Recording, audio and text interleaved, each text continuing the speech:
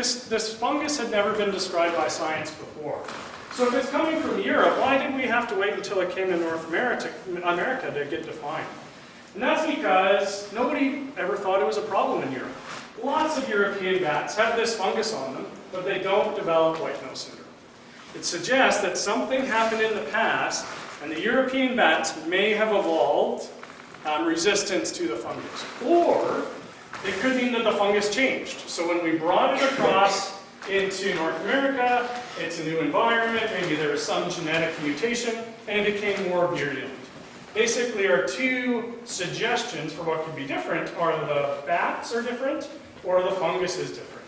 And so Craig Willis and his colleagues tested this. And basically, they did the simple experiment. If the fungus has changed, then the European fungus shouldn't infect our bats either. So they got some European fungus, they got some North American fungus, and they put both on Canadian bats.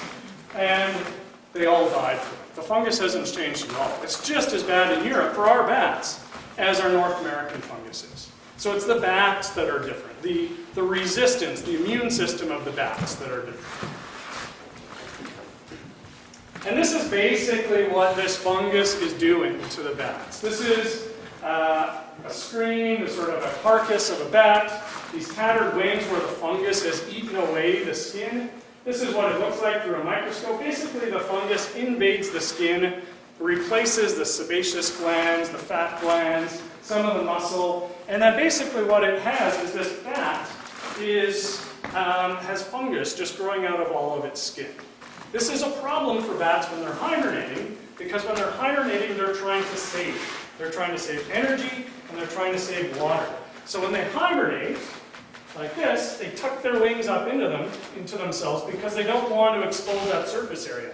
If they're hanging around like a cormorant does after it goes for a swim, they would lose all that moisture and all that heat through their wings. This amazing adaptation of them that allows for flight is their Achilles heel when it comes to hibernation. And so this is basically what happens when a bat hibernates. Here's a bat hibernating, cold temperatures. This is lab data from Craig Willis's lab. Sort of 7 degrees Celsius over a period of a couple of months. Every 3 weeks or so they warm up to what we would call euthermic condition, the sort of 35, 37 degrees that we're all sitting at right now. We really don't know why that they do that. It's some sort of resetting of some balance, but we know it's important. But we know that they very finely tune those wake-ups. I kind of look at this like a bank account. So if you're an undergrad student going to the U of S next year, you're going to have so much money in your bank, just like this bat has so much fat in its bank. If it splurges on these warm-ups, it spends as much during one warm-up in terms of fat as it would if it would stayed cold for 3 weeks. This is like splurging. If you're going out to university, going on shopping trips, going out to the bar, you're going to run out of money by the end of your school year with potentially detrimental consequences. Definitely detrimental consequences for the bats, because if they wake up too much, if they splurge too much, they run out of fat and they die. This is exactly what white nose causes them to do. This is a healthy bat. This is an infected bat. In the beginning, they're sort of doing the normal bat things. They're waking up every 2 or 3 weeks. Towards the end of the infection, they're waking up all the time. They're presumably running out of fat, and this is what happens. They just drop dead. They'll maybe spend some time flying around in the winter, trying to recoup a last-ditch effort, water or resources, but they're out. I mean, they're just circling the drain at that point. So this is where we are now. We are basically have white nose syndrome here. We have it over here, North Dakota. It's over here. This is where we are sitting in Saskatchewan. Up until now, they've been able to produce those maps. They've been able to track the spread of white nose syndrome because they had a pretty good idea where the caves were that the bats were hibernating in. This is Ontario. Each one of these is a 50-kilometer by 50-kilometer grid that is saying there's a hibernaculum, there's a cave or a mine somewhere in that grid. Just like in New York, well-documented hibernacula with well-documented reporting. Move over to Manitoba, through here, through the Interlakes region. They knew where some of the hibernacula were. They could could see as soon as white-nose showed up, they were able to detect it. We could jump over to Alberta. They've got a few up in Wood Buffalo, over in Jasper. I jumped over Saskatchewan for a reason. Saskatchewan is the only province in all of Canada where we don't know the location of a single hibernaculum. We have no idea where these bats are spending their winters. Then this is a problem, because we have no pre-white-nose syndrome information. So when Craig gave his PCAT talk a couple months ago, he said this thing that really struck with me, and he said that white-nose really kind of hit North America in the best possible spot, which sounds so weird because it's had so many detrimental effects. But in terms of where it hit and the amount of pre-white-nose syndrome data that they had, it's unmatched anywhere else in North America. It also, unfortunately, hit an endangered bat species within the first couple of years. And it's called an Indiana bat, which all of a sudden was able to mobilize some legislature to protect these animals. So here we have no information on where our bats are, which means we have none of that pre-white-nose syndrome information. I'm going to get into this potential economic consequences in a minute. We have no ability to monitor for white-nose that moving through the province. White-nose could already be here. We have no idea. And lastly, and this is where our kind of lack of information in Saskatchewan becomes more than a Saskatchewan problem, because all those estimates, that 200, 250 kilometers a year it's moving, that's based on a certain geology. The geology of sort of limestone regions in Manitoba, the multiple caves in Ontario and the northeast United States. We have a different geology in Saskatchewan, which could slow the spread of white-nose syndrome, but we don't know. It could be smaller hibernacula, they could be more dispersed. This could really slow the spread of white-nose syndrome, potentially giving other jurisdictions some ability to plan for it more, but we don't know that. And so now I know you're all wondering, why am I spending so much time talking about this hibernaculum, and this is a prairie conference or a prairie meeting? And this is, again, think of bats as a frog. They need these two different habitats. They need their hibernacula, but when they come out of their hibernaculum, they need good quality summer habitat. Good quality summer habitat means, let's just jump down to here, they need to eat. So they need lots of bugs. So these sorts of wetland habitats, this is from the Multi-SAR website, are perfect for bats. Lots of native vegetation, diverse insect species, potentially roosting habitat in terms of the barn here. This is an area here south of Saskatchewan, potentially bigger trees for roosting. The bats basically need a space to spend the night, and then they need something to feed. Now this could be super important because some bats do survive white-nose syndrome. Remember, it's 80% mortality. Those 20% that survive and are able to clear the disease maybe have some innate resistance to it. Maybe they have the genes that are similar to the genes of the European species that allow the European species to evolve to combat it. So we really need to be protecting these individuals with good quality habitat when they emerge so that they can maybe form the next cohort of individuals. So I've been kind of teasing these economic consequences throughout the talk. And as I say, there's very little that's being done on this, but there are two notable examples. One was basically a modeling procedure. So these authors, I believe this came out in 2011 or 2012, a paper in the journal Science, basically went in and they tried to say, okay, if we lose our bats, what is that going to mean for agriculture? So remember, this predominant ecological role that bats play is eating bugs. And they like to eat some crop pests. They like to eat moths. They like to eat flies. They are active at a time when the pests are active, the flying moths, but not the beneficials like the bees and the other pollinators. So they could be very effective at suppressing or at least controlling populations of pest insects. And so what these researchers did is they was focused in the US. They basically went county by county. They counted up the amount of cultivated land. They estimated the number of bats that were being found in that area, figured out how many insects one of those bats would eat, and then just did the math. If we got rid of all those bats eating all those bugs, and we had to supply them with pesticide to manage our insects, how much would that cost? And they estimate at the low end, it's about $3.7 billion in the US per year. The high end is $57 billion. So obviously that's kind of an unsatisfactorily wide range, but think about how many estimates and assumptions they had to make when they were doing this. How many bats are out there? How many insects are they eating? It's going to vary depending on what's planted, so cotton versus wheat versus corn, for example. But even if we take the low end, upwards of $4 billion to the agriculture industry per year, just in these. Well, I should also say, so this is the equivalent cost of pesticides, but not downstream effects. So cleaning up pesticide use in our water bodies, for example, wasn't included.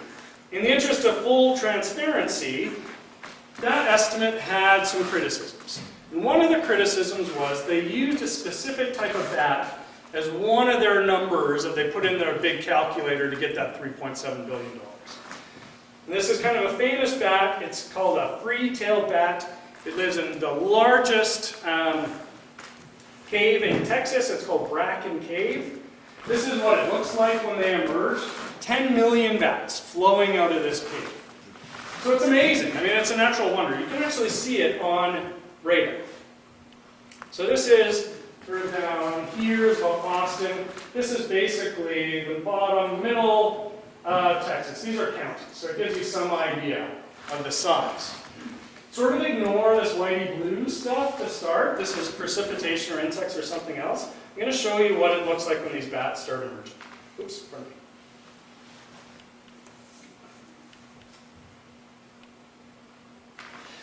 So this will sort of subside. We're going through the evening. Now you're going to start to see green showing up here, green showing up here. Those are the bats. Oh, I'm over here too. These are the bats that are emerging. I like to think that was the bat signal. These are the bats that are emerging. These are counties, remember. This is 10 million bats spreading out across Texas. There are other images where you'll see clouds of insects, agricultural pests.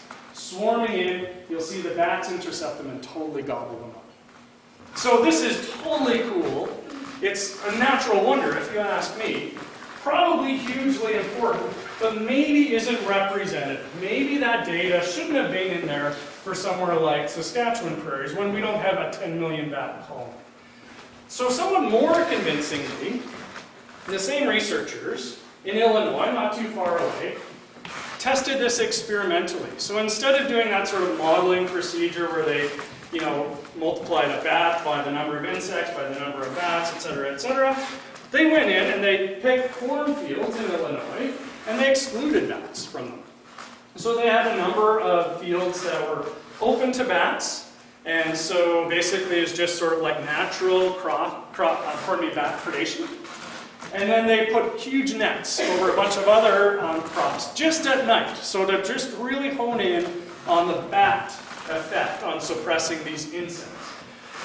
And what they found was that once they calculated how much of an impact this insect predation, I should classify that. Really what was interesting is there were significant effects. So in the cornfields that were excluded from bats, they had significantly more crop damage.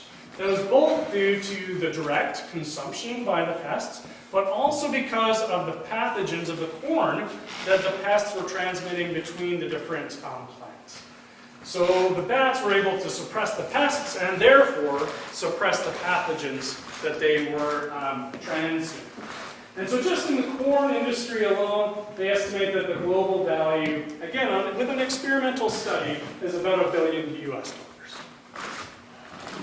To drive this home again, to sound like a broken record, white nose syndrome will probably reach Saskatchewan within the next 1 to 2 years. And I don't need to tell anyone in this room that agriculture is an important part of our economy. So what's problematic is we don't know. Nobody's replicated this experiment on wheat, or on lentils, or on any of the crops that we grow in Saskatchewan.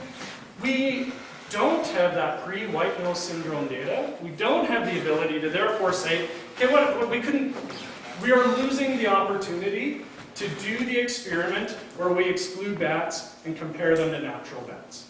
Because as of next year, or the year after that if we're lucky, we will have already lost bats due to white nose syndrome. So we're not making an accurate comparison. So this could be huge, and we're losing our ability, or the clock is ticking on our ability to quantify. Just to say that this isn't specific to North America, this is a vineyard in Spain where they recognize the influence of bats. This is a bat house. They're trying to attract bats to their vineyard to suppress or manage the insects on that. So I'll leave you with a little bit of good news. So what is being done? A ton of money is being put into fixing white nose. And there are some treatments that are in development.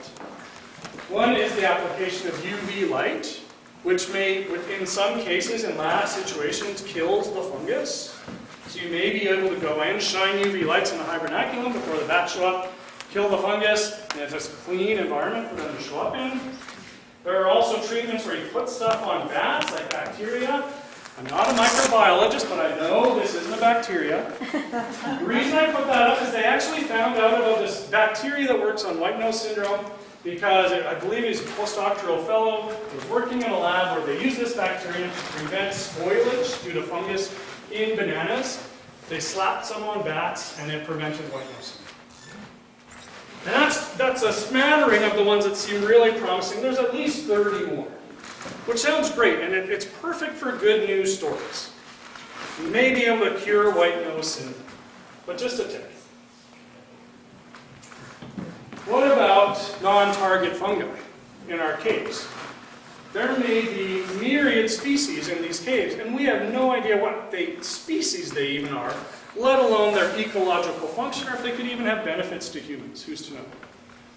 Fortunately, some of these things seem to target the PD fungus.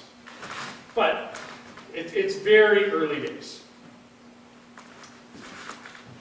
The thing that worries me a little bit more is potentially applying these sorts of treatments. Is this potentially going to lead to an evolved resistance? We are all aware of evolved antimicrobial resistance in our livestock or in people. So we know if we apply, if we try to fix pathogens, well, they evolve so fast that they can get out of it. At the same time, we're not allowing the bats to evolve resistance because we're removing the challenge that they're facing. And lastly, what about the logistics? Where would we apply this stuff in Saskatchewan? We don't even know where the caves are. The caves could have a mouth this size in the middle of the Boreal forest. Saskatchewan's an extreme example, but there are going to be other places where it's difficult or impossible to get to these caves to apply these treatments. So it's not enough by itself. So here's what we propose to do. In collaboration with the Ministry of Environment, including environmental protection officers, and the Canadian Wildlife Health Cooperative, we need to find where these hibernacula are. That's step one. So hopefully we can begin to figure out, change this question mark into something that looked like those other places. So we don't have the same geology as a lot of other provinces, but we do have a history of mining. So there is the possibility that there are bats hibernating in abandoned mines. Fortunately, the environmental protection officers go to these mines as part of their environmental protection assessments. So we need to locate and monitor those hibernacula. Here's what we propose to do around this area in collaboration with SODCAP and local landowners and land managers, is locate and conserve this vitally important summer habitat for feeding and raising your bees. So again, I had actually a Ducks Unlimited picture up here, and then I was looking for this logo, so I went on the SODCAP Facebook page this morning, and they had this as their banner image. It's perfect. Native species, wetlands, trees are maybe a little bit too small for bat roosts, but if there was a barn or an abandoned building nearby, that'd be perfect habitat. And that's the interesting thing about the habitat preservation in this part of the world, is the bats may be in a lot of human structures. So they could be in abandoned barns, or to the dismay of the homeowners, maybe not abandoned barns. So we have, through funding from the HSP, we have the ability to provide, or we hope to be able to provide over the coming years, funding to repair barns, for example, for safety reasons, If that's not possible, if it is an inhabited barn, the potential is to replace that habitat with bat boxes, for example. All these cute little faces here are bats that are colonized as bat box. And there are there are little brown bats in the sod cap region. We know that through some monitoring that's happening.